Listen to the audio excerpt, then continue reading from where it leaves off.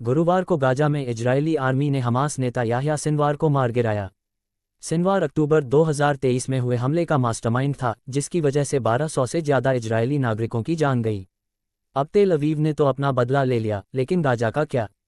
Sinwar की मौत के साथ क्या गाजा से हमास का शासन खत्म हो जाएगा, या कोई नई जंग छिड़ने वाली है?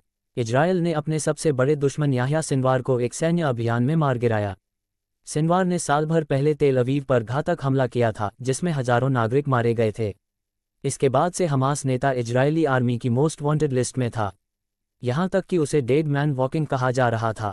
बदला पूरा होने के बाद इजरायल के पास आखिरी काम है, अपने बंधकों को छुड़ाना। इसके बाद गाजा पट्टी का क्या होगा? इसके कई विकल्प हो सकते हैं। क्या उसे अपने हाल पर छोड़ दिया जाएगा? क्या कुछ समय के लिए इजरायली आर्मी वहां ठहर जाएगी? क्या यूएन अपनी सेना के जरिए शांति लाने तक वहीं रहेगा?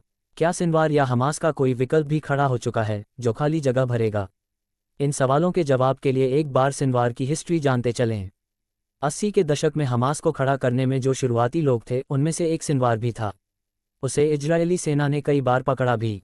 साल 2011 में कैदियों की अदला-बदली के दौरान छूटकर वो वापस हमास की कमान संभालने लगा। इसके बाद से वो गाजा में हमास को लगातार ताकतवर बनाता गया। बाहरी दुनिया से संवाद और फंडिंग जुटाने का काम भी इसके हिस्से था। इस नेता के बारे में कुख्यात था कि ये हर उस शख्स का गला काट देता था जो इसे इजरायल के पक्ष में लगे, फिर चाहे वो फिलिस्तीनी जनता क्यों न हो।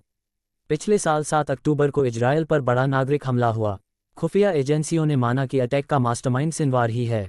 हमले के साथ साथ हमास ने 250 से ज़्यादा लोगों को बंधक भी बना लिया। इसके बाद से आईडीएफ सिनवार को पकड़ने या मारने की फिराक में थी, यहां तक कि उसकी सूचना देने वालों को $4 लाख इनाम तक का वादा कर दिया। आखिरकार गुरुवार को सिनवार मारा गया, डीएनए टेस्ट के बाद, जिसकी पुष्टि भी इजरायल ने कर दी। इतनी बड़ी घटना के बाद भी हमास की पैरवी करने वाले किसी मुस्लिम देश की बड़ी प्रतिक्रिया नहीं आई, जो पहले हर इजरायली वार पर हो हल्ला किया करते थे। यहां तक कि गाजा में भी सन्नाटा है, कोई कुछ भी कहने से बच रहा है। इसके पीछे इजरायल का डर नहीं, बल्कि एक बड़ा कारण ये भी है कि गाजा पट्टी में सिनवार की लोकप्रियता लगातार गिर रही थी। सिनवार का चैप्टर क्लोज हो चुका, लेकिन क्या हमास नाम की किताब भी साथ ही बंद हो जाएगी? गुरुवार को सिनवार की मौत कंफर्म करते हुए इजरायली पीएम बेंजामिन नेतन्याहू ने इसे गाजा के लिए हमास के बाद शुरुआत कहा। साथ ही साथ ये भी साफ कर दिया कि उनकी सेना बंधकों को छुड़ाने तक वहीं जमी रहेगी। इसके बाद क्या ये सवाल बार बार उठ रहा है,